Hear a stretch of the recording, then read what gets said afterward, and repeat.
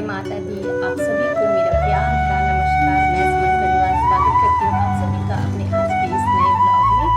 और जैसे कि आपको पता ही है कि नवरात्रि शुरू हो रखी है कल से, तो नवरात्रि की भी आप सभी को शुभकामनाएं। और आज है दूसरा दिन माँ ब्रह्मचारिणी का दिन। आज माँ ब्रह्मचारिणी की पूजा की जाती है दूसरे दिन में नवरात्र। अभी हो रहे हैं सुबह के 6:50 और मैं जा रही हूँ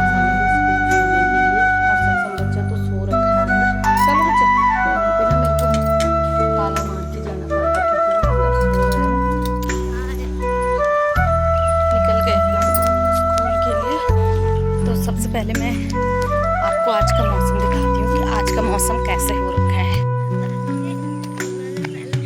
ये देखिए आज का मौसम थोड़ा सा वैसे हो रखा है ना, धुंध सी हो रखी है हल्की सी। बाकी मौसम वैसे साफ है, बादल वगैरह कुछ नहीं, लेकिन थोड़ी हल्की सी धुंध सी हो रखी है। पूरा आधा घंटा 15 मिनट जाने का, 15 मिनट आने का। और शुक्र है कि सक्षम अभी तक सो रखा है।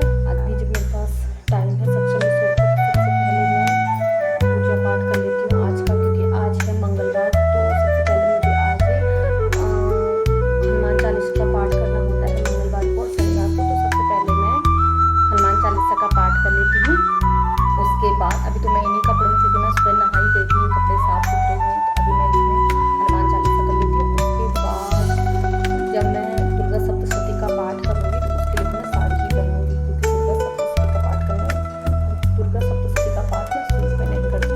उसके लिए फिर मैं साड़ी पहनूंगी। साड़ी मैंने नीचे बना रखी है ना, किचन की स्लैब में मैंने यहाँ पे अपनी पूजा बना रखी है, क्योंकि वैसे तो ऊपर था, लेकिन वो हो रहा था कि ऊपर ना अच्छे से जगह पूरी नहीं हो रही थी। जैसे कि कलश रखने के लिए जो हमने बो रखी हरियाली, उसके लिए पूरी, और फिर ये जो अखंड ज्योत का जो बड़ा सा दिया है उसके लिए पूरी जगह ऊपर नहीं हो रही थी। फिर मैंने कहा अखंड ज्योत दिन रात जलता रहेगा तो उसकी गर्मी से वो ऊपर जो कबाड़ है वो तो लकड़ी का है, तो मैंने कहा कहीं आग वाग ना पकड़ ले, इसलिए मैंने ऊपर की बजाय माता की स्थापना नीचे किचन के स्लैब में की है। और किचन से ज़्यादा शुद्ध जगह तो कोई हो ही नहीं सकती स्लैब में। तो गैस मैंने थोड़ी सी थोड़ा एडजस्ट कर रखा है, गैस मैंने थोड़ी इसका दी।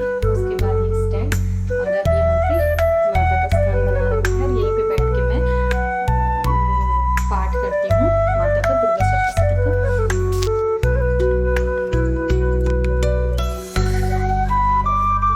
चलो भाई, मेरी तो तैयारी हो गई है। मैंने कपड़े उपड़े भी चेंज कर लिए, साड़ी पहन ली है और सक्षम भी उठ गया। जैसे मैं कपड़े पहनने को आई ना, ऐसे ही सक्षम भी उठ गया था जैसे मैं साड़ी पहन रही थी। तो ये एक तरह से अच्छा ही हो गया, नहीं तो अगर मैं बीच पूजा करने बैठती और बीच में से उठता तो फिर मैं उठ के भी नहीं जा सकती थी और जाना भी पड़ता, क्योंकि वो भूख से रोता रहता, दूध चाहिए होता उसको, उठते ही उसको दूध की बोतल चाहिए होती। तो एक तरह से अच्छा हो गया कि मेरी पूजा शुरू होने से पहले वो उठ गया और अब मैंने उसको दूध वगैरह सब पिला दिया है और अब मैं आराम से बैठ सकती हूँ। उसका मैंने नाश्ता भी बना के रखा हुआ है और रख भी दिया है, बोल भी दिया है कि बच्चा अगर आपको चाहिए होगा तो आप यहाँ से ले लेना। और वो अभी टीवी देख रहा है, मैंने उसको टीवी पे बिजी कर रखा है। और मैं चलिए शुरू करते हैं आज का दुर्गा सप्तशती का पाठ। आप जब दुर्गा सप्तशती का पाठ शुरू करें ना, तो पाठ शुरू करने से पहले जो दुर्गा सप्तशती की किताब आपके पास होगी उसकी भी पहले पूजा की जाती है। उसको भी वैसे तो आप लोगों ने पहला दिन कल था तो कर ही लिया होगा, लेकिन मैं भी बताती हूँ। मेरे पास ये है दुर्गा सप्तशती की, तो पहले इसको भी धूप दीप वगैरह देना चाहिए, धूप वगैरह दिखाना चाहिए। उसके बाद ऐसे रोली से इस पे भी टीका करते हैं।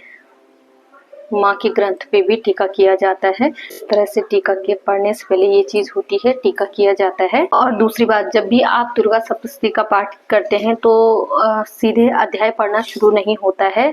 उससे पहले सबसे पहले तो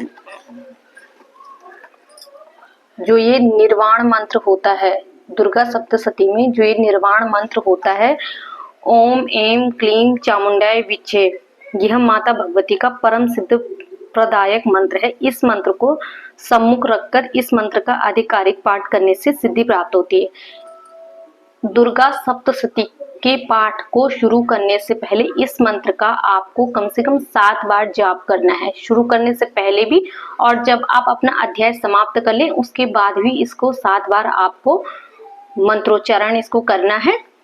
उसके बाद दुर्गा की स्तुति आती है, दुर्गा की स्तुति आती है। और इसमें जो दुर्गा कीलक, विंध्यवासिनी स्तुति, दुर्गा जी की आरती, दुर्गा सप्तशती का ये कवच प्रारंभ जो होता है, मंत्र के बाद आपको इस कवच को जरूर पढ़ना है। याद रखना, अध्याय शुरू करने से पहले आपने इन चीजों को पढ़ना है। और जो आरती होती है, आरती तो आपको पता ही है, आरती तो सबसे लास्ट में ही होती है, लेकिन कवच को, उसके बाद कवच को पढ़ना है। उसके बाद आपको कवच को पढ़ के अर्गला स्त्रोत है, अर्गला स्त्रोत भी आपको जरूर से पढ़ना है। ये होता है विधि और नियम अनुसार सप्तशती का पाठ अगर इस तरह से किया जाए, माँ भगवती आपसे जरूर प्रसन्न होंगी, आपकी भक्ति से जरूर प्रसन्न होंगी। और लास्ट में ये अथ कीलक स्त्रोत, अथ कीलक स्त्रोत, इस स्त्रोत का पाठ भी जरूर से किया जाना चाहिए। प्रतिदिन जब भी आप सप्तशती का पाठ करें तो कीलक स्त्रोत जरूर से किया जाता है, तो ये आपको जरूर से करना है। और इन सब के बाद आता है दुर्गा सप्तशती का अध्याय। लेकिन इससे भी पहले जब आप सारे कीलक स्त्रोतम कवच सब कुछ पढ़ आप लोगे, तो उसके बाद आपको लास्ट में जो करना है वो है ये दुर्गा माता से प्रार्थना करनी है। जब आपके अध्याय भी पूरे हो जाएंगे, अध्याय आप आज का पूरा अध्याय पढ़ लोगी, आपको रोज ही करना है। जब भी आपका अध्याय समाप्त हो जाए, आपने कवच कीलक पढ़ने के बाद अध्याय पढ़ा, अध्याय भी जब पूरा पढ़ लिया, उस अध्याय भी पूरा पढ़ लोगे, उसके बाद आपको मंत्रोच्चारण 7 बार करना ही है। लेकिन जब आप कीलक पढ़ोगे, कवच स्तोत्रम पढ़ोगे, उसके बाद आपको अध्याय शुरू करने से पहले ये पढ़ना है, ये दुर्गा माता से प्रार्थना ये पढ़नी है। और ये है क्षमा याचना, कि इस दौरान अगर हमसे कहीं पे कोई भूल चूक हो जाए माता की स्तुति में, तो माँ भगवती उसके लिए हमें क्षमा प्रार्थना करे। तो ये चीज आपको अध्याय शुरू होने से पहले करनी है, और कवच को पूरा पढ़ने के बाद इसको पढ़ना है। और आज का अध्याय शुरू करते हैं, क्योंकि मुझे भी बहुत टाइम लग जाता है, कम से कम 2 घंटे तो लग ही जाते हैं बैठे बैठे। तो मैं भी शुरू करती हूँ। मेरा तो हो गया भाई पूजा पाठ आज का।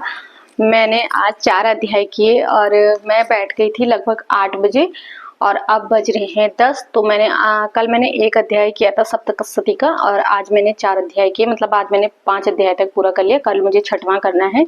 और मैं जब तक पूजा में बैठी थी ना, इतनी देर में सत्संग महाराज जी बाथरूम में नहा धो के भी आ गए, क्योंकि हमारा बाथरूम का दरवाजा ना बरसात की वजह से अच्छे से बंद नहीं हो रहा है, लॉक नहीं हो रहा है।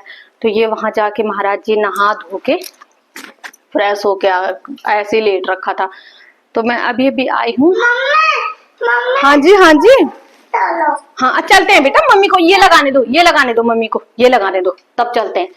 और अब मैं बनाती हूँ अपने लिए चाय, क्योंकि अभी तक मैंने कहा जब पूजा पाठ हो जाएगा उसके बाद ही चाय वाय पियेंगे। तो अब मैं अपने लिए बनाती हूँ, चाय बनाती हूँ। और सत्संग के लिए तो मैंने जब सानू के लिए सुबह बनाया था, तो मैंने तभी सत्संग के लिए भी बना के रख दिया था। मैंने कहा एकदम से, नहीं तो कल भी ऐसे ही हुआ था। कल तो ज़्यादा देर हो गई थी, मतलब कल तो 11 बज गए थे, तो फिर लेट हो जाता है ना बच्चों का खाने का। तो बस उसका मैंने बना के रखा हुआ है, और अब उसको भी खिलाती हूँ और अपना भी चाय वाय पीती हूँ। मैंने तो अपने लिए चाय चढ़ा दी है भाई।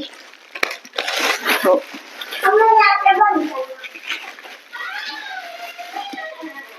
आज तो मैं उठ भी सुबह, और दिन तो मैं मतलब 5 बजे तो उठती थी ना, आज तो मैं 4:30 बजे उठ गई थी। मैंने कहा आज तो ऐसा होना चाहिए कि मेरा मतलब लगभग सारा काम सुबह निपट जाए।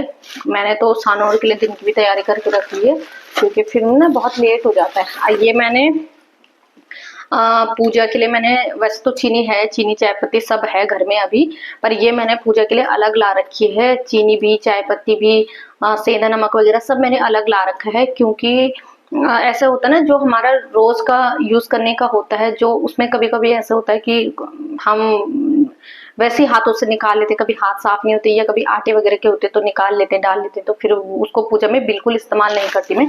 तो मैंने उसके लिए अलग से ये चीनी और चाय पत्ती ला रखी है। उसकी चाय मैं सिर्फ व्रत के टाइम पे ही करती हूँ। हो गया था, लेकिन अभी रह गए हैं कपड़े धोने के लिए। कपड़े वैसे कुछ ज्यादा तो है नहीं, मतलब अगर चादरें वगैरह होती तब तो उसको मैं डालती मशीन में, लेकिन वैसे रोज के कपड़े हैं तो उनको मैं हाथ से ही धो लेती हूँ। और मैं वो भी इतने ज्यादा हो जाते हैं, 1 बाल्टी तो वो भी हो ही जाते, पर मैं हाथ से धो देती हूँ। मैं मशीन कहाँ लगाती रहूंगी, अब मशीन नहीं लगा रही, मैं हाथ से ही धो देती हूँ। सक्षम और इसने भी ना, मैं इसके लिए परांठा लेके आई थी, आलू का परांठा बनाया था मैंने इनके लिए आज। दे इसकी तो पिट्टी हे भगवान, एक काम पूरा होता है नहीं कि बच्चे तब तक दूसरा काम बिगाड़ देते हैं। मैं अभी कपड़े धोने जा रही थी, मैं सोच रही थी मैं आज थोड़े कपड़े हैं मतलब हाथ से धो देती हूँ, मशीन कौन लगा रहा, क्योंकि मशीन को भी सीधे डायरेक्ट नहीं लगा सकते, उसके लिए भी पहले उस पर एक्सटेंशन जोड़ना पड़ता है, ऐसे ऐसे करके उस स्टूल में रखो एक्सटेंशन को, क्योंकि वहां तो रखना नहीं होता, एक्सटेंशन पे पानी गिर गया तो ब्लास्ट हो जाएगा। इतनी देर, वेरी गुड। अब रोटी खाने लग गया। जब मैंने थोड़ा सा बोला ना कि चीज तब तक नहीं दूंगी जब तक कि अपना परांठा फिनिश नहीं कर, इसने तब तक यहाँ पे आके ना पूरा बेड गीला कर दिया, इसने पूरे बेड में ना पानी गिरा दिया, सारा बेड गीला हो गया। और अब मुझे इसकी चादर भी चेंज करनी पड़ेगी भाई।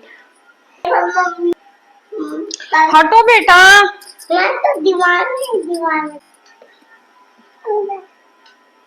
सबसे बच्चा हट जाओ। चलो भाई, सानू को तो मैं स्कूल से लेके आ गई, और आज इतनी तेज धूप थी ना कि मैं क्या बताऊं, इतनी तेज धूप, गर्मी से पूरा बुरा हाल हो गया, पसीना पसीना। तो पहले सानू को नहला देती हूँ, फिर उसका ट्यूशन का टाइम भी हो जाएगा। भाई ये सक्षम तो ना परेशान कर देता है। ये सुबह एक बार खुद से नहा गया था जब मैं पूजा करने बैठी थी, दूसरी बार ये जब मैं सानू को नहला रही थी तब बैठी थी, और तीसरी बार ये मैं, अभी मैंने इनको खाना भी नहीं दिया, मैं बाहर से सूखे कपड़े ला रही थी, इतनी देर में मेरे आते आते ये दोबारा का फिर से पानी के अंदर बैठ गया। भगवान, इसको देखिए आप ऐसी, अभी तो मैंने इसको 5 मिनट भी नहीं हुए, अभी मैंने इसको कपड़े पहनाए और इसने 5 मिनट मेरे बाहर जाके इसने दोबारा से फिर से पानी।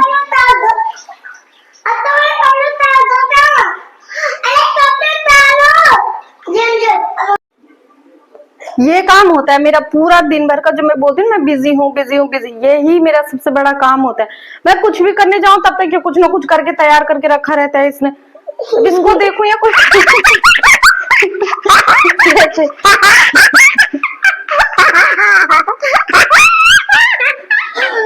दिन में 50 बार का तेल नहा जाता है, वो दरवाजा बंद नहीं हो रहा, उसकी कुंडी से बंद नहीं होती, उसमें खुद से ही पानी भर के खुद ही सुबह मैंने चाय पी थी, और अब मैंने कहा दिन हो गया, 2:30 बजने वाले हैं, तो एक सेब तो काट ही देती हूँ ना। काम काम में पता तो चलता नहीं है, लेकिन धीरे धीरे करके जब 2-3 दिन और हो जाएंगे ना, तब एकदम से ऐसे मतलब वीकनेस सी लगने लग जाती है। तो थोड़ा बहुत ज़्यादा नहीं, लेकिन दिन भर में थोड़ा सा इतना तो लेना ही चाहिए, फल वल तो लेने ही चाहिए। मैंने चाय पी ली थी सुबह, लेकिन फिर मैं इस सक्षम के साथ रह जाती हूँ ना, तो मेरा दिमाग से निकल जाता है।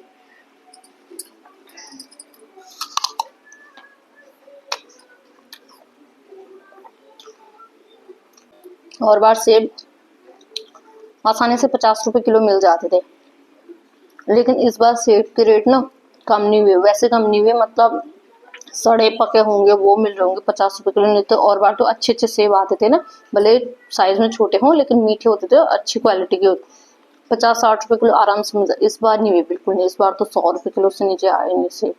हाँ, जो बेकार गले पके होंगे वो जरूर मिल गए होंगे, अच्छे वाले नहीं मिले इस बार, बिल्कुल भी नहीं।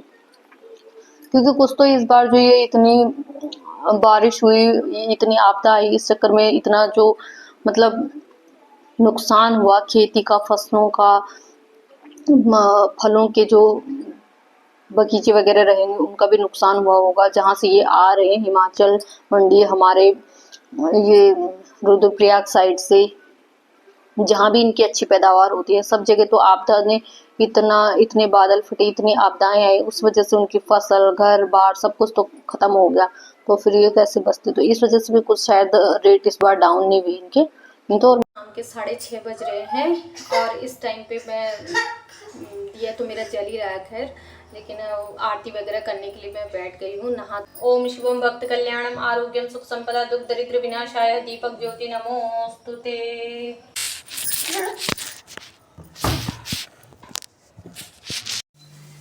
चलो भाई, मेरा तो खाना बन के तैयार हो गया है। ये मैंने आज अपने लिए तो आलू बना रखे हैं, अब बस कुछ नहीं करा, सिर्फ 1 चम्मच तेल और सीधे उबले हुए आलू को छौंक दिया सीधे, कुछ नहीं डाला उसमें, थोड़ा सा सेंधा नमक और एक हरी मिर्च, बस इसके अलावा मैंने कुछ नहीं डाला है। तो दोस्तों आज के ब्लॉग को यहीं पे क्लोज करते हैं, क्योंकि 7:30 से ऊपर का टाइम तो हो गया है, 7:45, और मिलते हैं आपको अपने नए नेक्स्ट ब्लॉग में। तब तक के लिए बाय बाय।